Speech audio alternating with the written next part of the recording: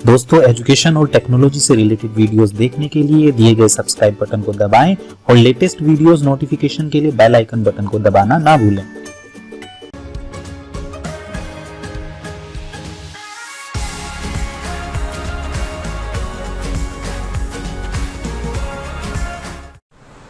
नमस्कार साथियों, मैं अनुज हाजिर हो गया हूँ आपकी एक नई क्लास के साथ और नए दिन के साथ, नई एनर्जी के साथ। और मैं ये उम्मीद करता हूँ, आशा करता हूँ आप सब लोग स्वस्थ होंगे और मेंटली प्रिपेयर होंगे आज की क्लास के लिए। पिछली क्लास में हमने आपको सी प्रोग्रामिंग लैंग्वेज का सॉफ्टवेयर डाउनलोड करके उसको इंस्टॉल करने का प्रोसेस आपको बताया था। और मैं ये समझता हूँ कि आपके पास सॉफ्टवेयर सभी लोगों के पास इंस्टॉल हो चुका होगा। अगर कोई टेक्निकल प्रॉब्लम है या फिर सॉफ्टवेयर आपका अवेलेबल नहीं हो पा रहा है तो आप जल्दी से उसको डाउनलोड करें और इंस्टॉल करें। इंस्टॉल करने के बाद आपको किस तरह का प्लेटफॉर्म मिलता है वो मैंने आपको पिछली वीडियो क्लास में आपको बताया था किस तरह प्लेटफॉर्म आता है। लेकिन आप उस प्लेटफॉर्म के ऊपर कोडिंग कैसे करेंगे ये आपको समझना बहुत जरूरी है। आज की जो हमारी क्लास है ये प्रैक्टिकल की स्टार्टिंग कंसेप्ट से है, क्योंकि अगर आप किसी भी प्लेटफॉर्म पे किसी भी सॉफ्टवेयर पे अगर आप कोई टास्क परफॉर्म करने जा रहे हैं, कोई भी आप वर्क करने जा रहे हैं, तो शुरुआत कैसे होती है और उसके जो कंसेप्ट्स हैं उन्हें हम लोग कैसे मैनेज करते हैं, स्टेटमेंट्स को कैसे मैनेज करते हैं। तो सी प्रोग्रामिंग लैंग्वेज का आज की जो मेरी क्लास है वो यही क्लास है। यही आज की क्लास की थीम है, टाइटल यही है कि प्रोग्रामिंग स्ट्रक्चर ऑफ सी, यानी कि सी प्रोग्रामिंग लैंग्वेज के अंदर आप किस तरह से अपने स्टेटमेंट लिखेंगे, उनका एक प्रॉपर स्ट्रक्चर क्या होता है। अगर आपको ये आइडिया हो गया है हमारी क्लास के अंदर, आज का जो हमारा कंसेप्ट है, अगर आप इसमें क्लियर हो जाते हैं अपने आप को, आप तैयार कर लेते हैं अपने आप को, तो आपको प्रोग्रामिंग करने का जो कंसेप्ट है वो क्लियर हो जाएगा और आप लोग समझ जाएंगे कि हमें कौन सा स्टेटमेंट कहाँ लिखना चाहिए। तो स्टेटमेंट लिखने का जो कंसेप्ट है आज हम लोग वो तैयार कर रहे हैं आपके लिए। आप लोग पूरी तरह से एक्टिव हो जाइए और क्लास में लगातार आपको जो भी कंसेप्ट स्टडी कराए जा रहे हैं उन्हें आप रोज टाइम टू टाइम आप उसको स्टडी करते रहिए, क्योंकि आज का हमारा पहला प्रैक्टिकल क्लास है और प्रैक्टिकल क्लास के अंदर हम लोग यही सब सीखने जा रहे हैं कि किस तरह से हम लोग प्रोग्रामिंग करेंगे, किस तरह से हम कोड लिखेंगे, किस कोड की कितनी रिक्वायरमेंट होती है वो आज हम लोग सीखेंगे। और आपको एक सिंपल प्रोग्राम भी बनाकर उसको रन करके उसका पूरा तरह से आउटपुट कैसे जनरेट करते हैं वो आज हम लोग सीखेंगे। तो आप लोग रेडी हो जाइएगा और अगर सॉफ्टवेयर की व्यवस्था नहीं की है तो फटाफट सॉफ्टवेयर की व्यवस्था करेगा कि विदाउट सॉफ्टवेयर प्रैक्टिकल नहीं होता है। तो आज मेरे पास आप देख रहे हैं मेरा अपना एक बोर्ड है और हम लोग रेगुलरली इस बोर्ड से अटैच होंगे और यहीं से हम लोग आपकी क्लास तैयार करेंगे और आपको प्रोवाइड कराएंगे। तो आज का जो हेडिंग है मैं उस हेडिंग को आपको एक्सप्लेन करता हूँ पहले और कोशिश करते हैं आज की क्लास को स्टार्ट करने का। और मैं उम्मीद करता हूँ आज की क्लास में आपको जो संतुष्टि मिलेगी वही संतुष्टि हमें एनर्जी देगी। और मैं चाहता हूँ आपको पूरी तरह से जो भी आपके क्वेश्चंस होंगे वो क्वेश्चंस आप जरूर पूछेंगे, क्योंकि अगर आप लोग क्वेश्चंस नहीं पूछेंगे तो हमें आइडिया नहीं लगेगा कि आपकी क्या प्रॉब्लम्स हैं। तो आप प्रॉब्लम्स अपनी जरूर रखें हमारे सामने ताकि हम लोग उनका समाधान कर सकें। तो मैं स्टार्ट कर रहा हूँ आज का पहला कंसेप्ट और मैं चाहता हूँ कि आप लोग पूरी तरह से एक्टिव रहें और क्लास में पूरी तरह से फोकस करें। तो हेडिंग मान लेता हूँ आज का जो हमारा कंसेप्ट है हमारा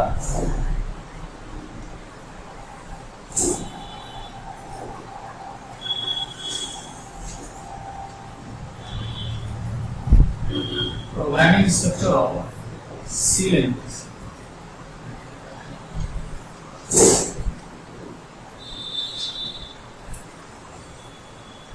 ये हमारा आइडिया है और इसे हमें एक्सप्लेन करना है, आपको इसी को समझना है। तो हमारे जो प्रोग्रामिंग स्ट्रक्चर होता है वो क्या है, किस तरह से हम लोग प्रोग्रामिंग करेंगे वो हमें सीखना है। तो मैं जनरल डायग्राम बना रहा हूँ, उस डायग्राम में कुछ प्रोग्रामिंग सेक्शंस बताऊंगा आपको कि किस स्टेटमेंट को किस सेक्शन के अंदर लिखा जाता है, तो वो हमें समझना है, तभी कहीं जाके हम लोग आगे प्रोग्रामिंग सीखना है। तो मैं एक जनरल डायग्राम बना रहा हूँ, आप लोग इसको समझेगा। जब भी हम कोई कोड लिखेंगे तो हालांकि जो मैं डायग्राम बना रहा हूँ इस तरह का वहां से कुछ सेक्शन बने नहीं होते, ये सब हमारे माइंड में होना चाहिए कि किस तरह से हमें कोडिंग करनी होती है। तो अब जस्ट इमेजिन आपने माइंड में मेकअप करिएगा डायग्राम की, अगर हमारे पास सी का पूरा प्लेटफॉर्म है कि किस कोड को कहाँ लिखा जाता है, तो कौन से कोड की क्या पोजीशन होती है, कौन सा कोड हमारे लिए कंपलसरी है, कौन सा ऑप्शनल है। क्योंकि जो कंपलसरी है वो तो लिखना ही होगा, लेकिन ऑप्शनल है तो उसका यूज कहाँ होगा वो हम लोग आज आपको बताएंगे। हालांकि कुछ ऑप्शनल जो पार्ट है वो हम लोग आगे चल के जितने हमारे प्रोग्रामिंग कंसेप्ट है वहाँ पे हम लोग क्लियर करके चलेंगे। तो सबसे पहला मैंने जो ऊपर ये बनाया पार्ट, ये सेक्शन बनाया है, तो सबसे ऊपर होता है डॉक्यूमेंटेशन सेक्शन में।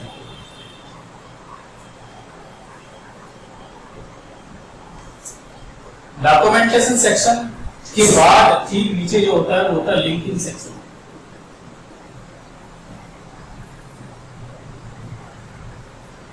देन उसके बाद स्पेसिफाई किया जाता है ग्लोबल सेक्शन। इसके बाद जो सेक्शन आता है वो होता है मेन फंक्शन सेक्शन।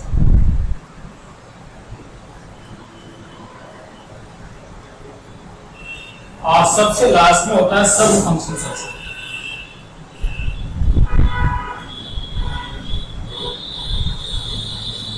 ये मैंने कुछ सेक्शन बताए हैं, उस सेक्शंस में कौन कंपलसरी है कौन ऑप्शनल है वो भी आप समझिएगा। सबसे टॉप जो हमारा डॉक्यूमेंटेशन सेक्शन होता है ये ऑप्शनल होता है। इसके बाद जो लिंकिंग सेक्शन होता है ये कंपलसरी पार्ट होता है, ये हर एक प्रोग्राम में हमें स्पेसिफाई करना ही करना होगा। Compulsory part. Global section optional है, मेन फंक्शन सेक्शन कंपलसरी और सब फंक्शन सेक्शन ऑप्शनल है। अगर मैं इसको थोड़ा सा और एक्सप्लेन करता हूं, आप थोड़ा फोकस करिएगा। डॉक्यूमेंटेशन सेक्शन यूज कहां होता है, इसका हमारे प्रोग्राम में रोल क्या होता है ये आप समझिएगा। अगर आप देख रहे हैं डॉक्यूमेंटेशन सेक्शन, ये हमारे प्रोग्राम का टाइटल एरिया होता है। हम लोग अपने प्रोग्राम का टाइटल स्पेसिफाई कर सकते हैं। अगर जरूरत महसूस हो रही है आप स्पेसिफाई करें, हालांकि अगर आप इसको स्पेसिफाई नहीं करते हैं तो आपके प्रोग्राम में कोई एरर नहीं आएगी, कोई प्रॉब्लम नहीं आएगी। तो ये जो एरिया है इसको हम लोग ऑप्शनल मान के चलते हैं, कंपलसरी पार्ट में नहीं। इसके बाद आता है लिंकिंग सेक्शन। ये हमारे हर एक प्रोग्राम के लिए बहुत ही जरूरी और इम्पोर्टेंट पार्ट होता है, इसको आपको स्पेसिफाई करना ही होगा। यहाँ पर कुछ ऐसी फाइल्स होती हैं जो हमें अपने प्रोग्राम में लिंक करनी होती हैं, जो कि सपोर्टिंग फैसिलिटी और सपोर्टिंग फीचर्स प्रोवाइड करती है हमारे मेन फंक्शन सेक्शन। तो ये कंपलसरी पार्ट है, कैसे इस्तेमाल होगा क्या होगा हम आगे चल के जो प्रैक्टिकल एरिया है वहां हम सीखेंगे। इसके बाद आता है हमारा ग्लोबल सेक्शन। देखो टर्म के हिसाब से हमने आपको इसकी जो स्थिति है, जो उसका व्यवहार है, जो उसकी सिचुएशंस हैं वो हम आपको बताएंगे आगे चल के। लेकिन फिलहाल ये एक ऑप्शनल पार्ट है, इसका भी हर एक प्रोग्राम में कोई कंपलसरी रोल नहीं होता। हमें अगर जरूरी है तो हम इसको लगाएंगे, वरना हर प्रोग्राम में इसका इस्तेमाल नहीं होता। यहाँ पर कुछ ऐसे स्टेटमेंट स्पेसिफाई किए जाते हैं जो कि हमारे मेन और सब फंक्शन के अंदर, अगर हमें दोनों एरिया के अंदर या इससे बाहर भी अगर हमें इसको एक्सेस करना हो तो हम यहाँ पर वो कॉमन एरिया लगाते हैं। तो जब ग्लोबल एक ऐसा कह सकते हैं कि ये एक ऐसा पब्लिक एरिया है, इसको हम कहीं पर भी अगर एक्सेस करना चाहें तो हम ग्लोबल सेक्शन का इस्तेमाल करते हैं। तो ये ऑप्शनल है, अगर रिक्वायरमेंट है तो उसको आप लगाएं, रिक्वायरमेंट नहीं तो आपको नहीं लगाएं। इसके बाद पहुंचते हम लोग मेन फंक्शन सेक्शन में। देखो नाम में, ये टाइटल में आपको क्लियर हो रहा है, मेन का मतलब होता है प्रमुख, एक आधार है हमारे पूरे प्रोग्राम का। ये प्रोग्राम जो बनेंगे हम लोग, सॉफ्टवेयर जो बनाएंगे, तो ये पूरी तरह से पूरे के पूरे प्रोग्राम को कंट्रोल करने का काम करता है। यहीं से सब कुछ स्टार्ट होगा, सब कुछ फिनिश भी यहीं से होगा। तो मेन फंक्शन सेक्शन कंपलसरी है, it's the heart of the program. जो आप प्रोग्राम बनाएंगे उसका हार्ट माना जाता है मेन फंक्शन। तो ये डिफाइन करना ही होगा, कैसे होगा वो हम आगे चल के सीखेंगे। सब फंक्शन सेक्शन इज अ सब part of the main function section. अगर हमें अपने मेन फंक्शन सेक्शन के लिए कोई स्पेशल पार्ट बनाना है, क्योंकि हमने शुरुआत में आपको बताया था कि जो हमारी सी प्रोग्रामिंग लैंग्वेज है, स्ट्रक्चर्ड प्रोग्रामिंग लैंग्वेज है। यहाँ पे हम लोग अपनी पूरी की पूरी जो प्रॉब्लम है, जो हम लोग अपने सॉफ्टवेयर के अंदर या अपने प्रोग्राम के अंदर सोल्व कर रहे हैं, टास्क को परफॉर्म कर रहे हैं, हम लोग उस टास्क को छोटे छोटे पार्ट में डिवाइड कर सकते हैं। अब छोटे छोटे पार्ट में डिवाइड कैसे होंगे? वो पार्ट्स में डिवाइड होते हैं बेसिकली सब फंक्शन सेक्शंस के लिए। हम लोग उनको डिवाइड करते हैं सब फंक्शंस के लिए। तो अगर हमारे पास कोई ऐसी लेंथी टास्क है जिस टास्क को हमें सब फंक्शन सेक्शन के अंदर आइडेंटिफाई करके पार्ट्स में तोड़ना है, वहीं पे उसको सोल्व करना है, तो हम लोग सब फंक्शन सेक्शन का इस्तेमाल करते हैं। अगर आपके पास एक हैवी टारगेट है तो आप लोग सब फंक्शन सेक्शन में उसको स्पेसिफाई कर सकते हैं। तो जो ऑप्शनल पार्ट, ये बेसिकली एक सपोर्टिंग पार्ट होता है हमारा मेन फंक्शन सेक्शन का, जिसका इस्तेमाल हम लोग आगे चल के सीखेंगे। ये काफी इंपॉर्टेंट रहेगा हमारे लिए। तो ये हमारे टोटल जो सेक्शंस हैं, जिसमें डॉक्यूमेंटेशन सेक्शन है, लिंकिंग सेक्शन है, global section, main function section और सब फंक्शन सेक्शन, इनको आपको तैयार करना है, समझना है। और सभी का मैंने ये भी आपको क्लियर किया कौन सा ऑप्शनल पार्ट है, कौन कंपलसरी। एक बार फिर से मैं आपको बता देता हूँ। Documentation as a title specify किया जाता है कि ये क्या है, हमारे लिए ऑप्शनल पार्ट है। Linking section compulsory part, global section optional part और मेन फंक्शन सेक्शन हमारा कंपलसरी पार्ट और सब फंक्शन सेक्शन हमारा ऑप्शनल पार्ट होता है हमारे प्रोग्रामिंग का। जो आप लोग प्रोग्राम बनाएंगे इन सभी सेक्शंस को हम लोग इस्तेमाल करेंगे, लेकिन कंपलसरी दो पार्ट है, इनको तो इस्तेमाल करना ही करना होगा। अब मैं आपको एक छोटा सा जनरल प्रोग्राम बना के दिखाता हूँ कि इन पार्ट में उनका किस तरह से कैटेगराइजेशन होता है। तो मैं छोटा सा एग्जांपल बनाऊंगा, जिस एग्जांपल के अंदर हम लोग मेन जो हमारे दो कंपलसरी पार्ट है उनका इस्तेमाल करेंगे। बाकी के हमारा जो डॉक्यूमेंटेशन सेक्शन है या ग्लोबल सेक्शन और सब फंक्शन सेक्शन है, हम लोग इनको फिलहाल ब्लैंक करके चलेंगे, क्योंकि हमारे लिए फिलहाल जो कंपलसरी पार्ट है वो हमें समझना। तो मैं छोटा सा एग्जांपल बनाता हूँ आपके लिए। और क्योंकि सी आपने इंस्टॉल कर लिया है, किस प्लेटफॉर्म पे आपने काम करना वो आपने देख लिया, लेकिन आप प्रैक्टिकली देखेगा, क्योंकि प्रैक्टिकली है सी का सब कुछ। आप अगर कोई टेक्निकल सब्जेक्ट पढ़ रहे हैं और प्रैक्टिकल में आप कमजोर हैं, थोड़ी भले आपकी स्ट्रॉन्ग हो, लेकिन अगर प्रैक्टिकल नहीं है तो सब कुछ खेल खराब है। तो आपको तैयार है ना पूरी तरह से प्रैक्टिकल के लिए। मैं छोटा सा एग्जांपल बना रहा हूँ। पार्ट्स बिल्कुल इसी तरह डिवाइड करते हैं हम लोग। तो ये मैंने एक एरिया बनाया।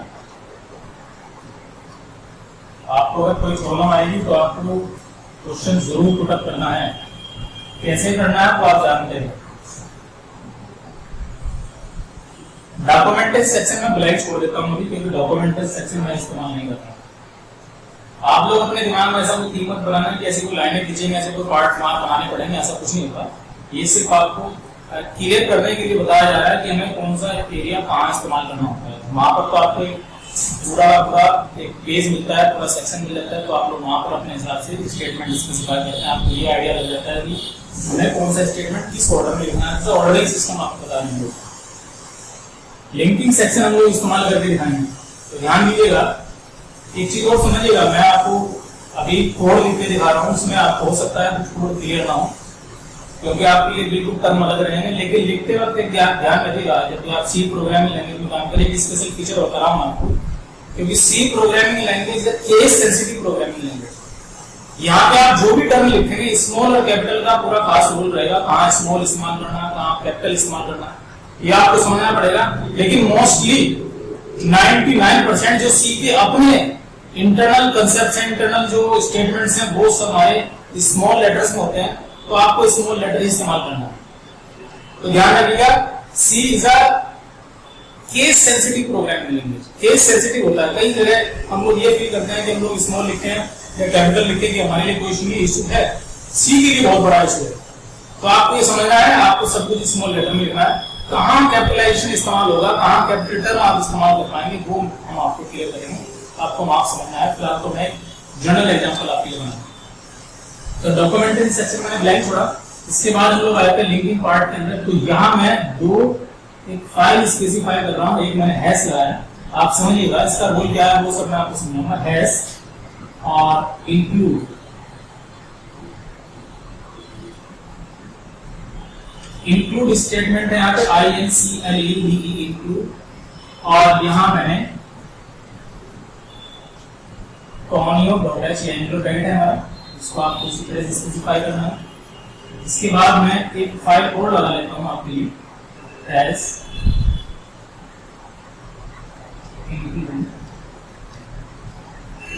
stdio.h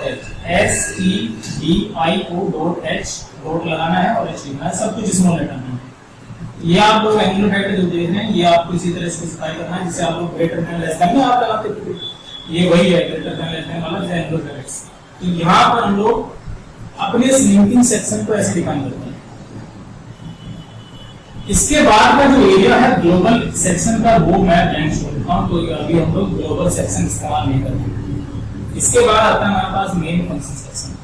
यहाँ हमें इस्तेमाल क्या करना है, तो यहाँ मैं कुछ टर्म लिख रहा हूँ void main, और ये मैंने फंक्शन साइन लगाया जो आप ब्रैकेट देख रहे हैं फंक्शन साइन, और इसके बाद आपको ये लगाना ओपनिंग ब्रेस, आप लोग देख रहे हैं जो ओपनिंग ब्रेस।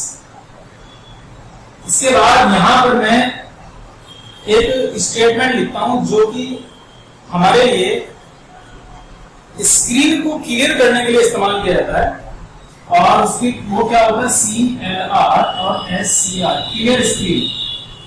ये बेसिकली क्या होता है, अगर हमारे आउटपुट स्क्रीन के ऊपर कोई भी पहले से कोई स्टेटमेंट प्रिंटेड है तो उसको क्लियर करने के लिए इस्तेमाल किया जाता है। मैं प्रैक्टिकल आप करके दिखाऊंगा आपको, ये पूरी तरह से क्लियर हो जाएगा, सब कुछ स्मॉल लेटर में चलता रहा है।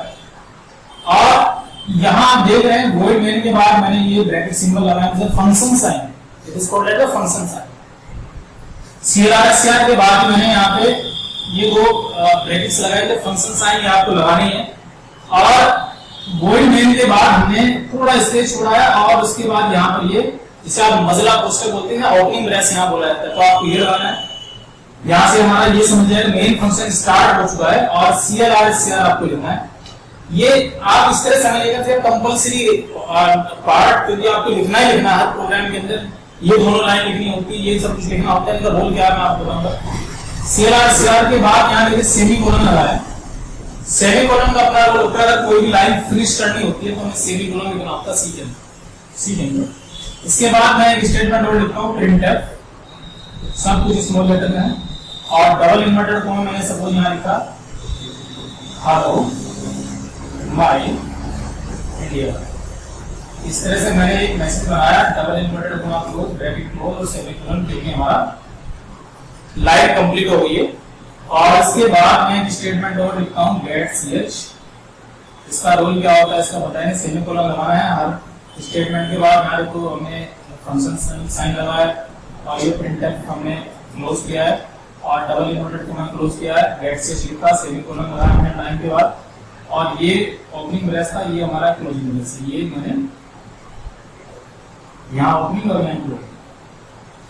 तो ये पूरा जो यहाँ से यहाँ तक का जो पार्ट बन गया है, मैं इसको लिख सकता हूँ बॉडी ऑफ मेन फंक्शन। ये जो मेन फंक्शन सेक्शन है हमारा, इसको मेन फंक्शन बोल रहे हैं लोग, फिलहाल हमने पार्ट बनाया और ये बॉडी बन गई हमारे यहाँ से यहाँ की। अब यहाँ पर आप कुछ टर्म जो हमने लिखे उसको आप समझिएगा।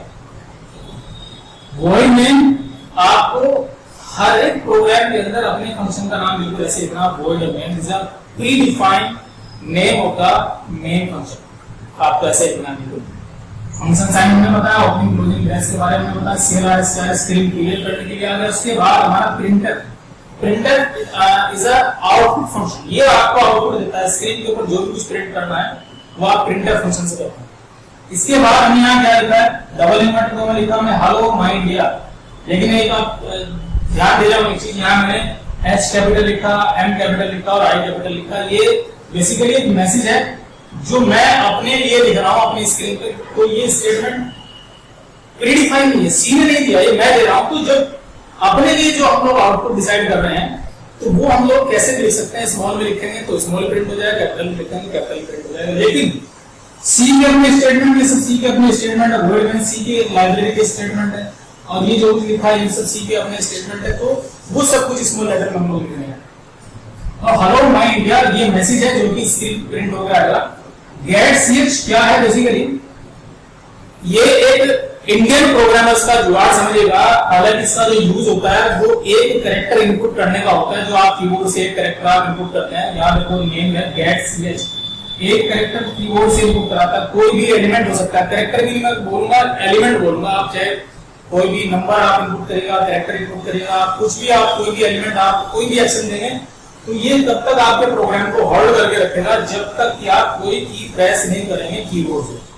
तो आपने जैसे अपना सॉफ्टवेयर इंस्टॉल किया और सॉफ्टवेयर ओपन किया सीखा और ये पूरा कोड लिखा, इस कोड को लिखने के बाद इस प्रोग्राम को आप रन करके देखें। लेकिन प्रोग्राम को रन करना और उसकी गलतियां चेक करना, इससे पहले मैं आपको एक छोटी सी चीज बताता हूँ, हालांकि मैं उसको थोड़ा डिटेल में आगे चल के बात करेंगे आपसे। हमारी जो प्रोग्रामिंग लैंग्वेज होती है बेसिकली, जो हम लोग कोड लिख रहे हैं अपनी लैंग्वेज के लिए, ये हम लोग पूरी तरह से इसका ध्यान रखना चाहिए कि हमारी लैंग्वेज किस तरह से उसको कंट्रोल करेगी, डील करेगी। ये बेसिकली कोड हमारे कंपाइलर के पास जाएगा। कंपाइलर एक ऐसा सॉफ्टवेयर होता है जो कि इन कोड को मशीन कोड में कन्वर्ट करेगा। कंप्यूटर सिस्टम बेसिकली इन कोड को नहीं समझता, कंप्यूटर अपनी भाषा के कोड को समझता है। तो इन कोड को कंपाइलर रीड करेगा, रीड करने के बाद उनको कन्वर्ट किया जाता है मशीन कोड के अंदर। और मशीन कोड के अंदर अगर वो एग्जैक्ट सही कोड है तो ही आपको आउटपुट मिलेगा। अगर कहीं पे भी कोई गलती है, कोई स्पेस गलत लगा दिया, आपने स्टेटमेंट गलत लिखा, आपने सेमीकोलन छोड़ दिया, ब्रैकेट छोड़ दिया, तो आप वो कंपाइलेशन पूरा नहीं हो पाएगा, मशीन कोड में कन्वर्ट नहीं होगा, तो आपको एक एरर मिल जाएगी। तो एरर हम कैसे चेक आउट करें कि हमारे कोड में कोई एरर है या नहीं है? तो उसके लिए क्या करना होगा दोस्तों, आपको एरर चेकिंग के लिए आपको प्रेस करना होगा Alt+F9, यानी कि आपको पूरा कोड लिखें और कोड लिखने के बाद Alt+F9 आप प्रेस करेंगे। Alt+F9 प्रेस करते तुरंत प्रॉपर एक मैसेज आएगा। अगर कहीं कोई एरर है तो मैसेज आएगा, एरर नहीं है तो वो मैसेज देगा कि आपके प्रोग्राम में कोई वार्निंग या कोई एरर नहीं है। 0 एरर और 0 वार्निंग की मैसेज आएगा। और अगर आपके प्रोग्राम में कोई एरर है तो पर्टिकुलरली इस लाइन में कौन सी एरर है उसका नाम भी स्पेसिफाई किया जाता है, उस एरर का लाइन नंबर भी स्पेसिफाई किया जाता है। हालांकि लाइन नंबर वो एग्जैक्ट नहीं होगी, वो लाइन नंबर वो अपने हिसाब से कैलकुलेट करता है, काउंट करता है। अगर आपके प्रोग्राम में कोई एरर नहीं है, 0 वार्निंग और 0 एरर है, तो आप अपने प्रोग्राम का आउटपुट देखेंगे। और आउटपुट देखने के लिए आप क्या करेंगे, आप प्रेस करते हैं Ctrl+F9। Ctrl+F9 जैसे प्रेस करेंगे इस प्रोग्राम के केस में, तो मैं इस प्रोग्राम का आपको आउटपुट यहीं पे क्लियर करता हूं। आप लोग देख रहे होंगे आउटपुट क्या आएगा इस प्रोग्राम का, वो आएगा हेलो माय इंडिया। तो आप लोग जैसे ही इस प्रोग्राम को रन करेंगे और आउटपुट देखेंगे तो ये आएगा आउटपुट हेलो माय इंडिया। ये मैं लिख देता हूं। अगर आपको कोई टर्म क्लियर नहीं हो रहा हो तो मेरे जरा जो साउंड है जो मैं बोल रहा हूं उसको आप समझिएगा। कई बार ऐसा होता है बोर्ड पे जो टर्म लिख रहे हैं वो टर्म जो है हैंड राइटिंग वाइज क्लियर नहीं होता, तो आप ये क्वेश्चन भी पुट अप कर सकते हैं फ्यूचर में कभी, अगर आपका ऐसा लगा कि फलाने कोड में कोई प्रॉब्लम है। तो इस तरह से आप अपने प्रोग्राम में एरर्स चेक आउट कर सकते हैं और आउटपुट भी देख सकते हैं। लेकिन आपके मन में सवाल आ सकता है, अगर मैं अपने प्रोग्राम में एरर चेक आउट ना करूं, यानी कि Alt+F9 ना प्रेस करूं, डायरेक्ट Ctrl+F9 प्रेस करूं, तो क्या होगा? तो कुछ भी नहीं होगा। Ctrl+F9 आप डायरेक्ट प्रेस कर दें तो ऑटोमेटिकली पहले इसके एरर चेक आउट होगी और उसके बाद अगर वो सही है तो उसका आउटपुट रिटर्न करके जाएगा। तो आप डायरेक्टली Ctrl+F9 भी प्रेस कर सकते हैं। तो ये मैंने एक जर्नल प्रोग्राम आपके सामने रखा। इसमें कुछ टर्म है, मैं आपको समझाना चाहूंगा, क्लियर करना चाहूंगा। मैं फिर से स्टार्ट कर पा रहा हूँ। सबसे ऊपर हमने ये 2 लाइन लिखी थी, इनको मैं आपको क्लियर करके चलता हूँ क्योंकि ये सवाल आपके मन में जरूर चल रहे हैं। सबसे पहला ये जो लिखा है हमारे पास, जो लिखा है इंक्लूड, ये बेसिकली क्या होता है? ये हैश इंक्लूड हमारे सी प्रोग्रामिंग लैंग्वेज की जो लाइब्रेरी होती है, उस लाइब्रेरी का ये एक एलिमेंट है, एक स्टेटमेंट है। तो इसको क्या बोला जाता है बेसिकली? Pre processing directives. मैं लिख देता हूं आपके लिए,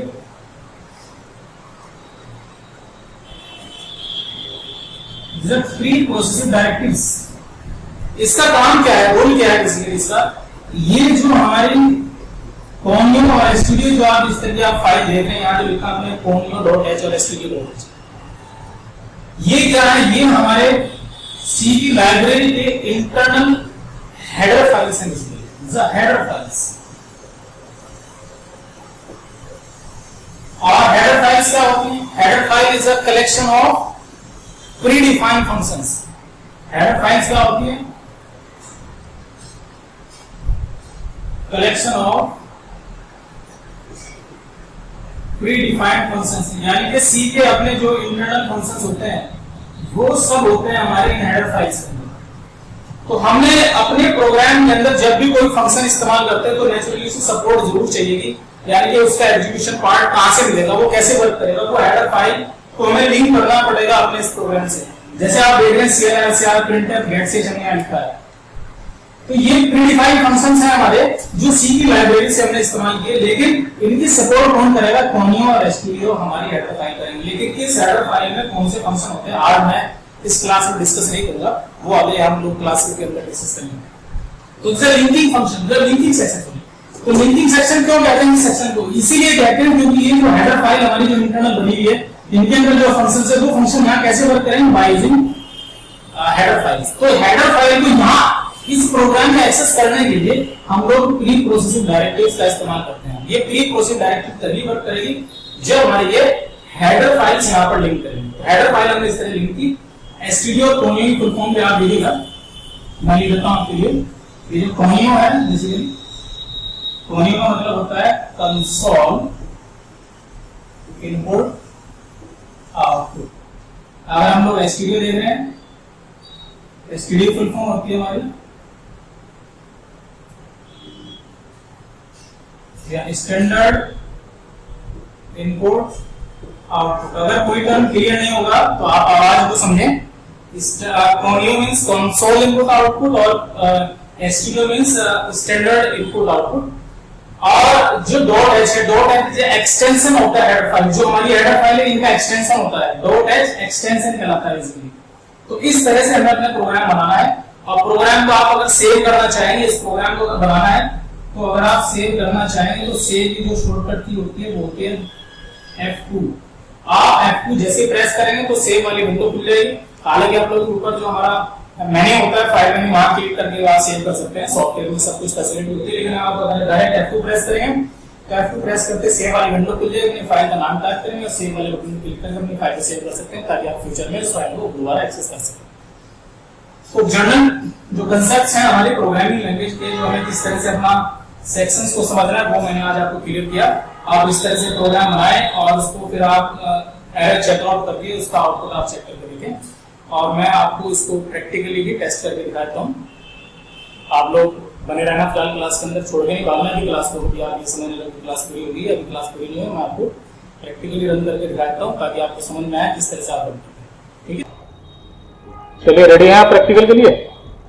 चलिए जब आप रेडी हैं तो हम लोग शुरू करते हैं। और सबसे पहले आपको ये दिखाते हैं कि हम लोग जो कल हमने यानी कि प्रीवियस क्लास के अंदर हमने जो सॉफ्टवेयर डाउनलोड किया था, वहीं से डायरेक्टली आपको ओपन करके फटाफट अपना जो प्रोग्राम है वो टाइप करके आपको रन करके दिखाते हैं। तो आप फोकस करना, बिल्कुल भी ऐसा नहीं है कि आप लोग ध्यान नहीं देंगे, ध्यान देना आप लोग। तो ये जो सॉफ्टवेयर आप स्क्रीन पर देख रहे हैं हमारा, ये हमने पिछली वीडियो क्लास में आपको डाउनलोड करके इंस्टॉल करके दिखाया था। इसको आपको डबल क्लिक करना है तो ये हमारा जो सॉफ्टवेयर है ये ओपन हो गया है हमारा। अब आपको यहाँ करना ये है, आपको ये फाइल जो मेन्यू दिखाई दे रहा है यहाँ को क्लिक करेंगे और सबसे पहला जो ऑप्शन है न्यू, यहाँ क्लिक करेंगे तो आपका ये न्यू प्लेटफॉर्म ओपन हो जाएगा। ये हाफ स्क्रीन है, फुल स्क्रीन करने के लिए जो आप देख रहे हैं साइड में बटन, आप माउस को जरा फोकस करना मेरे, ठीक है, क्योंकि प्रैक्टिकली आपको देखना पड़ेगा वो ध्यान से। ये यहाँ इस एरो पे क्लिक करेंगे, ये क्लिक किया मैंने, फुल स्क्रीन हो गई। हालांकि फुल स्क्रीन कंपलसरी नहीं होता, लेकिन आपको अच्छे से व्यू हो इसलिए मैंने फुल स्क्रीन कर लिया। अब मैं आपको वही प्रोग्राम टाइप करके दिखाता हूँ जो मैंने अभी आपको बोर्ड पे दिखाया था। तो आप लोग जरा ध्यान दीजिएगा। सबसे पहले आपको जो हमारा डॉक्यूमेंटेशन सेक्शन है वो तो मैं इस्तेमाल नहीं कर रहा हूँ, मैं लिंकिंग सेक्शन से डायरेक्ट इस्तेमाल कर रहा हूँ। आप देखेंगे यहाँ कोई लाइनें वाइनें नहीं बनी है, सेक्शन ऐसा नहीं होता है। सेक्शन यहाँ कुछ आपको ड्रॉ करनी पड़ेगी, यहाँ सब कुछ प्लेन प्लेटफॉर्म में यहीं पे आपको टाइप करना है। आपको सिर्फ ये अपने माइंड में रखना है कि आपको कौन सा स्टेटमेंट किस ऑर्डर में रखना है। तो सबसे पहले मैं जो लिंकिंग वाला पार्ट है वो स्पेसिफाई कर देते हैं, हैज इंक्लूड, और ये मैंने लिखा conio.h। आप हेडर फाइल कोई सी पहले लिख सकते हैं, ऐसा नहीं कि कोनियो ही आप पहले लिखेंगे। आप चाहे एसटीडी पहले लिख लीजिए या कोनियो पहले लिख लीजिए, ये ऑर्डर आप चेंज कर सकते हैं, आपकी इच्छा। ये दूसरी मैंने हेडर फाइल स्पेसिफाई की stdio.h। आपको स्पेलिंग वगैरह ध्यान रखनी है और स्मॉल लेटर में ही टाइप करना, सब कुछ, स्पेस भी नहीं देना आपको कहीं पे भी, ये ध्यान रखना। देखो मैंने कहीं पे कोई स्पेस नहीं किया है, रेगुलर लाइन लिखी और यहाँ पर एंटर प्रेस किया मैंने, और फिर दूसरी लाइन लिखी। स्पेसेस भी आपको अननेसेसरी नहीं देने हैं। इसके बाद आपको अपना मेन फंक्शन सेक्शन स्टार्ट करना है। ग्लोबल सेक्शन हम लोग छोड़ देते हैं, ग्लोबल सेक्शन इस्तेमाल नहीं कर रहे हैं। इसके बाद हमने यहाँ पर लिखा वॉइड नेम और ये हमने फंक्शन साइन लिखा, एंटर प्रेस किया। एंटर प्रेस करने के बाद आप ओपनिंग ब्रेस लगाएं और साथ ही आप क्लोजिंग ब्रेस भी लगा दें। ये टेक्निक होती है टाइप, हमारा जो प्रोग्राम है उसको लिखने का तरीका होता है, क्योंकि आप इस चीज़ को ध्यान रखें, ओपनिंग और क्लोजिंग ब्रेस साथ साथ मेंटेन करते चलें, ताकि हमारे से ऐसी कोई गलती ना हो कि हमारे कोई स्टेटमेंट छूट जाए या फिर हमारा ओपनिंग क्लोजिंग ब्रेस हमारे से मिस हो जाए। इसके बाद हमने CLR और SCR स्पेसिफाई कर देते हैं हम लोग। नेक्स्ट लाइन से लिख देते हैं CLR और SCR ये हमने एक स्टेटमेंट लिखा जो इसकी रिमूव क्लियर करने के लिए इस्तेमाल किया। तो मैं आपको बताऊंगा कि क्या इसका एक्चुअल में जो रोल होता है किस तरह से वर्क करता है। आपको यहाँ देखो CLR के बाद मैंने सेमीकोलन लगाया, जो टर्मिनेटर भी बोलते हैं इसको, सेमीकोलन के अलावा इसकी टर्मिनोलॉजी है, इसको आप टर्मिनेटर भी बोलते हैं, लाइन को फिनिश करने के लिए इस्तेमाल किया जाता है। इसके बाद में आपको जो हमारा आउटपुट फंक्शन है प्रिंटफ, वो इस्तेमाल करते हैं हम लोग, और यहाँ पर हम लोग एक मैसेज डालते हैं, मैसेज बिल्कुल वही लिखेंगे। आप जो लिखना चाहें वो लिखें, मैं तो फिलहाल मेरा ये फेवरेट है तो मैं यही लिख रहा हूँ, हेलो माय इंडिया। ये मेरी आदत में शामिल है ये स्टेटमेंट, और ये आपने सेमीकोलन लगाया। इसके बाद गेट ch स्मॉल लेटर में लिखना है क्योंकि हम लोग फंक्शन लिख रहे हैं प्री डिफाइन। तो स्मॉल लेटर में अगर आप नहीं लिखेंगे तो एरर आएगी। देखो मैं आपको करके दिखाऊंगा किस तरह की एरर आती है गेट ch। तो आपने इस प्रोग्राम को अब आपको रन करना है। रन करने के लिए मैंने आपको शॉर्टकट की भी बताई है, आप मेन्यू की जो कमांड है वो भी इस्तेमाल कर सकते हैं। रन से भी जाके आप यहाँ से रन कर सकते हैं, Ctrl+F9 प्रेस कर सकते हैं, या फिर यहाँ से क्लिक भी कर सकते हैं। लेकिन आपको अगर एरर चेक करनी है तो आप एरर भी देख सकते हैं। फिलहाल इस प्रोग्राम में एरर है या नहीं मैं कैसे चेक करूंगा, तो मैंने Alt के साथ F9 प्रेस किया। Alt+F9 जैसे प्रेस करेंगे देखो इस तरह के डायलॉग बॉक्स आएगा। देखो कंपाइलेशन ऊपर लिखा हुआ है, कितनी लाइन कंपाइल की गई वो लिखी है। देखो लाइन यहाँ कंपाइलेशन जो लिखी है आपको कंफ्यूज कर सकती है। यहाँ देखो लिखा 464, जबकि हमारी प्रोग्राम में इतनी लाइनें नहीं है। तो आप लोग दोस्तों ये ध्यान रखना है, यहाँ पर कुछ इंटरनल भी हमने कुछ लाइन्स लिखी हैं, जो फंक्शन लिखे हैं, तो इनकी भी जो इंटरनल जो फाइल होती है वो भी लाइनें यहाँ काउंट हो जाती हैं। तो इन लाइन को आपको ये नहीं सोचना है कि आप ये आपके प्रोग्राम की लाइन है, ये बेसिकली जो इंटरनल फाइल्स हैं वहां भी लाइन ये काउंट करके चलता है जो हमने यहाँ पर लिंक की गई है। वार्निंग 0 है और एरर 0 है। तो आपको ये पूरी तरह सक्सेस है। आप यहाँ से एंटर प्रेस करके दोबारा फिर से क्या करें, Ctrl+F9 प्रेस करें। जैसे आपने Ctrl+F9 प्रेस किया देखो ये आप आउटपुट स्क्रीन देख रहे हैं, और यहाँ देखो लिखा आ गया हेलो माय इंडिया। तो ये हमारा आउटपुट इस तरह से आता है। अब यहाँ पे मैं जब तक कोई की नहीं प्रेस करूंगा तब तक आपका वापस हम लोग अपने प्रोग्राम पर नहीं पहुंचेंगे। तो ये जो स्क्रीन रुकी हुई है इस वक्त, ये गेट ch के थ्रू रुकी हुई है। अगर आपने गेट ch ना लगाया होता तो ये स्क्रीन ना रुकती। हालांकि गेट ch आपसे कीबोर्ड से की प्रेस करता है, आउटपुट स्क्रीन रोकना तो इसका हमने ऐसे ही इस्तेमाल कर लिया है। एक्चुअल में आपसे कीबोर्ड से की इनपुट करा रहा है, कोई भी की आप प्रेस करेंगे तब आप वापस आएंगे। अब मैं यहाँ पर कुछ आपको एरर क्रिएट करके दिखाता हूँ। अगर मान लिया जाए आपने किसी भी लाइन में सेमीकोलन मिस कर दिया, जैसे CLR मैंने एक सेमीकोलन हटा दिया, अब मैंने Alt+F9 प्रेस किया। देखो आप वार्निंग और एरर को जरा वॉच करें, वार्निंग 0 है और एरर यहाँ पर 1 दिखा रहा है। तो इस तरह से आप, और जैसे आप एंटर की प्रेस करेंगे तो प्रॉपर आपको मैसेज भी दिया जाएगा, स्टेटमेंट मिसिंग में आप देख रहे हैं और सेमीकोलन यहाँ लिखा हुआ है। तो आपको इस तरह की हेल्प भी मिल जाती है। सेमीकोलन जहां जिस लाइन में छूटा हुआ उससे अगली वाली लाइन को इंडिकेट किया गया है, क्योंकि एरर जहां है, एरर से जैसे हम लोग आगे बढ़े तो पिछले वाली लाइन की एरर को शो करता है। ये इस तरह से आपको समझना है अगर आपने कहीं पर भी कोई स्टेटमेंट छोड़ दिया है। तो अब आप क्या करेंगे, दोबारा फिर से एंटर प्रेस करके अपनी उसी लाइन पर जाएं और सेमीकोलन लगाएं और वापस फिर से कंपाइल करके इसको रन करके देखें। तो सेमीकोलन वाले केस मैंने एरर बताई आपको। अगर आपने कोई भी कैपिटल लेटर लिख दिया, जैसे CLR का पहला जो C है मैंने वो कैपिटल में लिखा, अब मैंने इसको कंपाइल करके दिखाया तो अब फिर से ये एक वार्निंग देगा और मैंने एंटर प्रेस किया। अब आप प्रॉपर मैसेज देगा, किस तरह मैसेज आ रहा है, function CLR should have a prototype, यानी कि जो हमने फंक्शन यहाँ लिखा है इस फंक्शन को ये अपनी लाइब्रेरी से नहीं समझ रहा है, ये ऐसा मान के चल रहा है ये हमने कोई नया फंक्शन खुद बनाया है और इसकी जो प्रॉपर फाइल है वो हमने नहीं मेंटेन की है। तो इस तरह से इस फंक्शन को ये पूरी तरह से अपनी मेमोरी से अलग मान रहा है, तो ये फंक्शन गलत हो जाएगा। तो ऐसा कोई स्टेटमेंट अगर आप लिखते हैं तो वो भी हमारे लिए एक एरर बनके तैयार हो जाएगी। इसको मैंने वापस फिर से ठीक किया। तो ये तरीका होता है हमारे प्रोग्राम को बना के इसको रन करने का। तो आप लोग फटाफट अपने प्रोग्राम बनाएं या टेस्ट करके देखें। और प्रिंटफ स्टेटमेंट मैंने यहाँ एक लिखा, आप एंटर प्रेस करके जितने भी स्टेटमेंट आप यहाँ लिखना चाहें आप लिख सकते हैं, क्योंकि प्रिंटफ हमारा आउटपुट फंक्शन है। आप जो भी कुछ पूरा अपना बायोडाटा बनाए, अपना नाम, फादर्स नेम, मदर्स नेम, आप जितने भी स्टेटमेंट आप प्रिंट करके देखना चाहे वो आप सब करिएगा। आगे जो कंसेप्ट है मैं अगली क्लास में लेके आऊंगा, तो आपको ये थ्योरी और प्रैक्टिकल दोनों बैलेंस करके ये आपको आज करना है। आज की क्लास है हमारी, अगली क्लास फिर से आप रेडी हो जाएगा, फिर से प्रैक्टिकल का एक कंसेप्ट मैं लेके आऊंगा और फिर कुछ थ्योरी के कंसेप्ट हमारे बीच बीच में चलते रहेंगे, क्योंकि थ्योरी प्लस प्रैक्टिकल दोनों ही हमारे क्लास का उद्देश्य होगा, क्योंकि सेटिस्फेक्शन तभी होगा और आपकी क्लियरिटी तभी बढ़ेगी। तो दोस्तों आज की क्लास में सिर्फ इतना ही है। मैं अनुज धन्यवाद करता हूँ आज की क्लास के लिए। आप क्लास में रेगुलरली वॉच करते रहें। अगर आपको सारी क्लासेस अच्छी लग रही हैं तो अपने दोस्तों शेयर जरूर करें, क्योंकि आप शेयर नहीं करेंगे तो नेचुरली ये जो हम मेहनत कर रहे हैं ये मेहनत कुछ ही लोगों के बीच में रह जाएगी और बहुत सारे लोगों के बीच में पहुंचे, क्योंकि जो मेहनत है हमारी ये जितने ज्यादा लोगों के बीच में पहुंचेगी उतने लोगों का फायदा होगा। तो आप लोग अपना ही फायदा ना सोचें, सभी लोगों का फायदा सोचें। वीडियो को शेयर जरूर करें, लाइक करें, और अगर आपको अच्छा लग रहा है तो जितने भी आपके पॉजिटिव रेस्पॉन्स हैं वो आप लोग कमेंट सेक्शन में जरूर टाइप करें, प्रॉब्लम है वो भी आप लिखें। थैंक यू एंड धन्यवाद। क्विट कर सकते हैं आप यहाँ से, देखो अगर आप क्विट करना चाहें, मैं फिलहाल इसको नो कर रहा हूँ, सेव नहीं कर रहा हूँ, और आप यहाँ पे एग्जिट करें, ये XIT एग्जिट और एंटर की प्रेस करें।